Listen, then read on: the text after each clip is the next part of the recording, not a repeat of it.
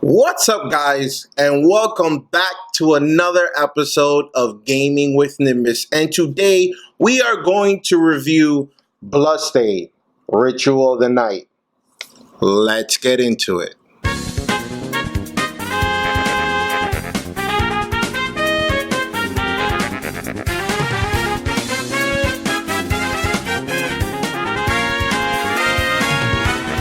Let's go. Alright guys, so as many of you guys already know, Bloodstained is actually the spiritual successor to Castlevania Symphony of the Night that was created by Koji Igarashi. I think I'm saying his name correctly. If I'm not, I'm sorry. And it was a Kickstarter. Apparently he wanted to make a modern style Castlevania Symphony of the Night game, and as always, Konami didn't want him to do it. They actually told him that no one was actually interested in a 2D game style like Symphony of the Night anymore, which is insane to me because Symphony of the Night is one of the best games ever created. So apparently what they did is that they decided to create the game through Kickstarter and have the fans, pledge and back up the game. I'm not really a Kickstarter fan. I don't really like to put up my money on the hopes that the game is going to be good. We all know what happened to Mighty Number 9.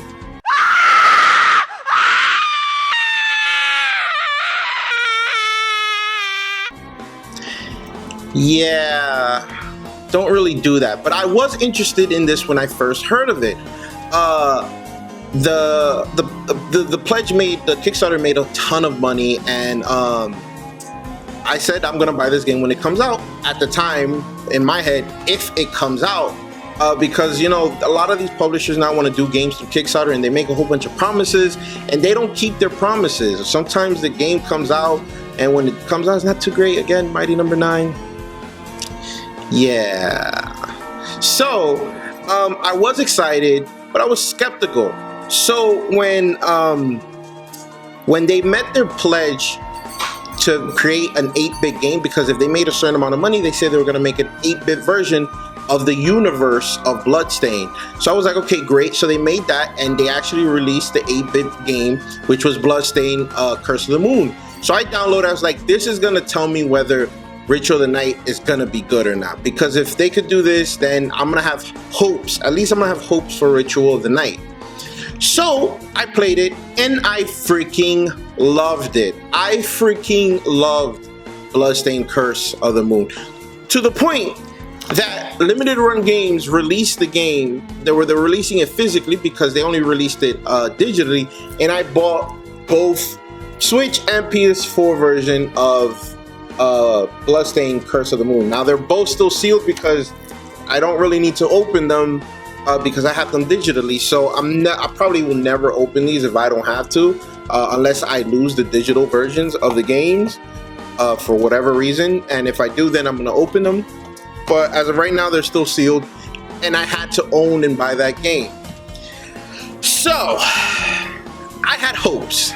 Then they released the demo, and the demo was okay. I didn't personally get to play the demo, but I did see the demo playing online, and there were some issues.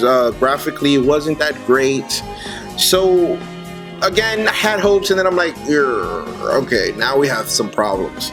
So, but the only good thing about that is that apparently they heard the feedback of the community and the people that were backing up the game, and they got the demo for Ritual of the Night, and they actually heard them, and they changed the game what they needed to change. They tweaked what they needed to tweak.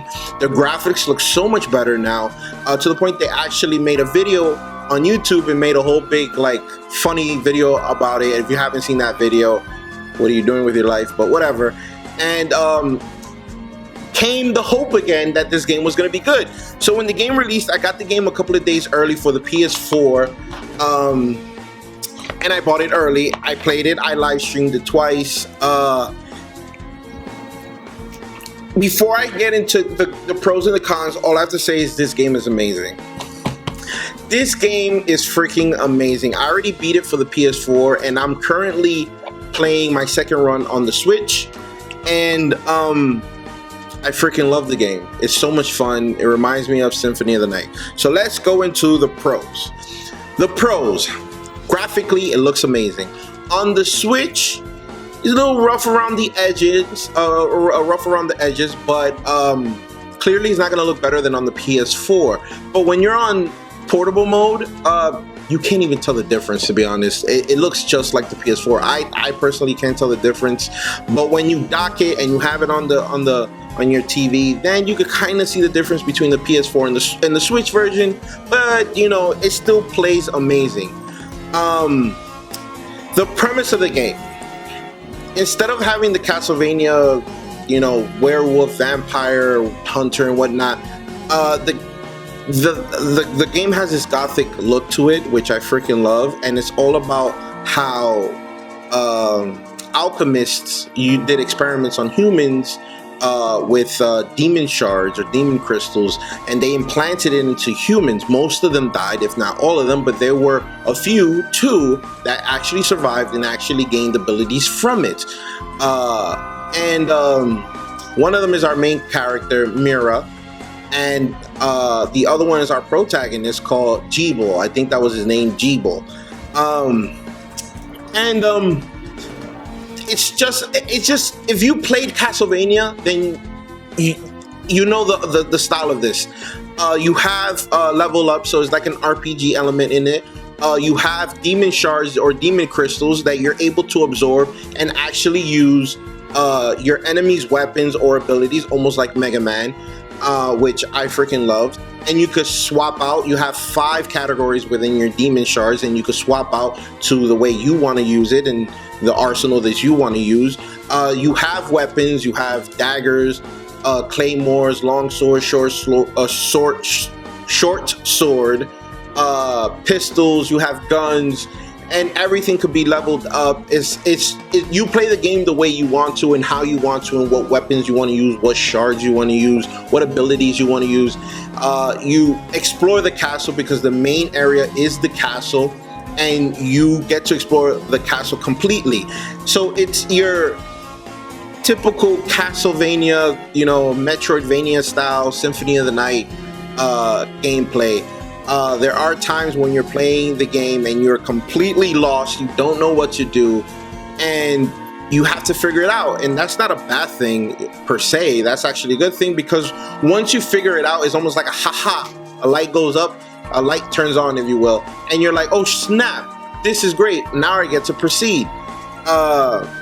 Another thing is the grinding.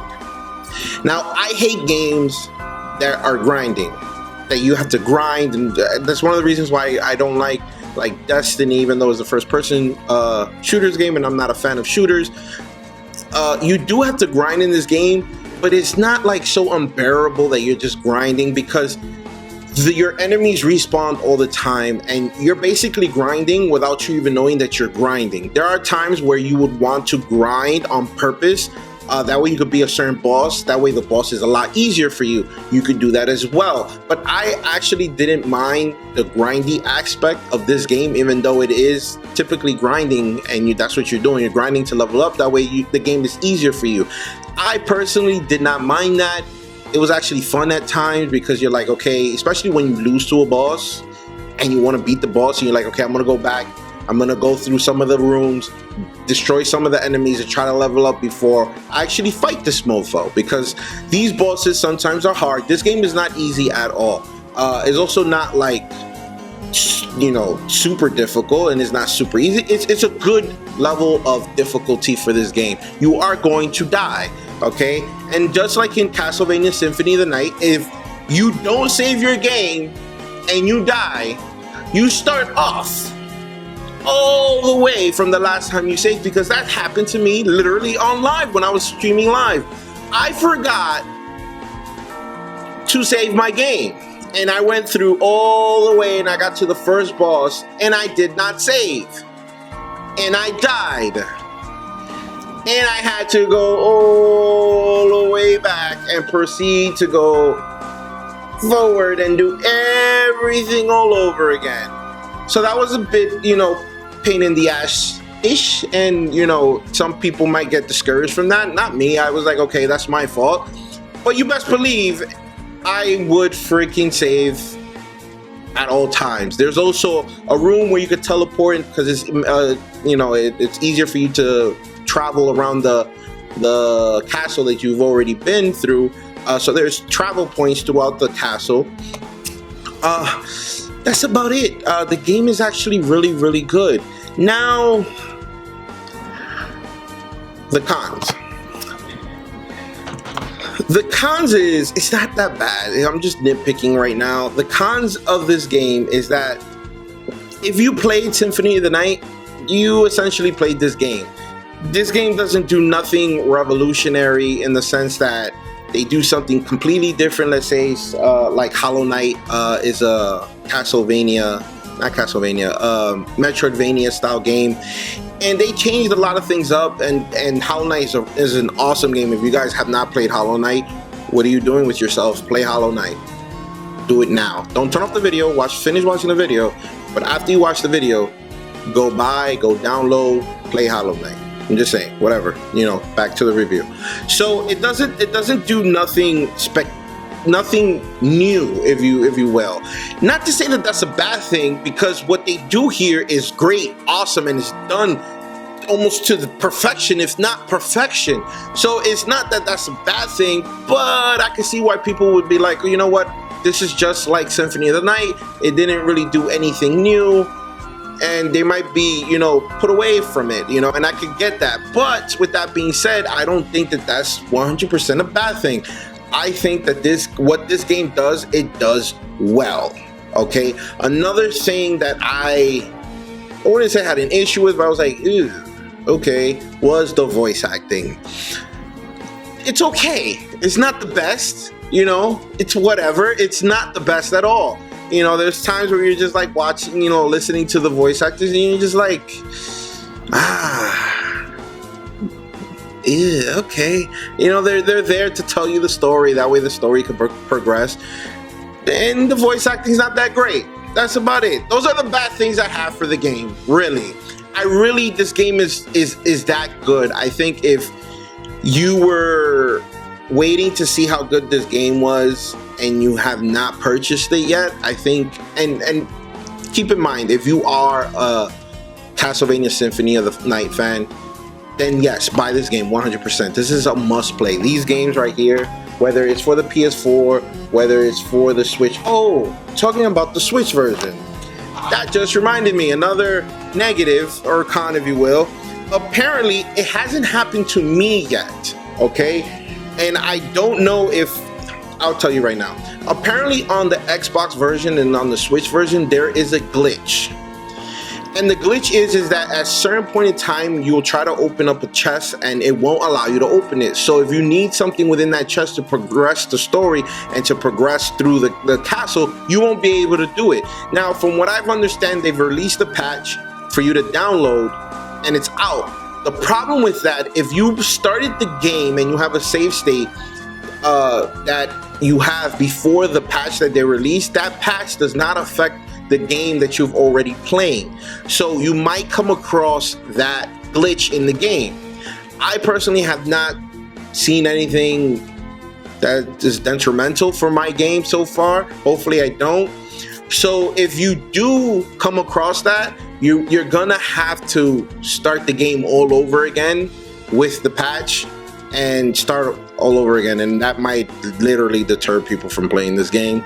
But I hope that it doesn't, and you guys do play this game. Hopefully they put out a patch or a new update where it would affect the save games that are there already, but only time will tell. That's about it. I give this game like a 9 out of 10. It's a must play in my book. I think if you're a Symphony of the Night fan, this is a must play. If you're not, and you don't like those type of games, and you don't like Metroidvania games, you're probably not gonna like this game. You're really probably not gonna like this game. Should you try it at least? Hell yeah, try it. This might be the game that might change your mind. Probably not, because it's a straightforward Symphony of the Night game, if you will. Maybe play Hollow Knight, and maybe that will change your mind. And then if you like Hollow Knight that much, maybe you could go back and play Bloodstained, and then you could appreciate it more. Yeah, so yeah, that's my review for this game. I definitely, it's a must-play game. 9 out of 10. 2 thumbs up. Okay, if you like this video, give me the thumbs up. Comment down below, let me know what you guys think of the game. If you guys like the game, if I'm just full of crap and the game is horrible, let me know down in the comments down below. And as always, do not forget to subscribe. I'll catch you guys on the next episode of Gaming with Nimbus. Deuces.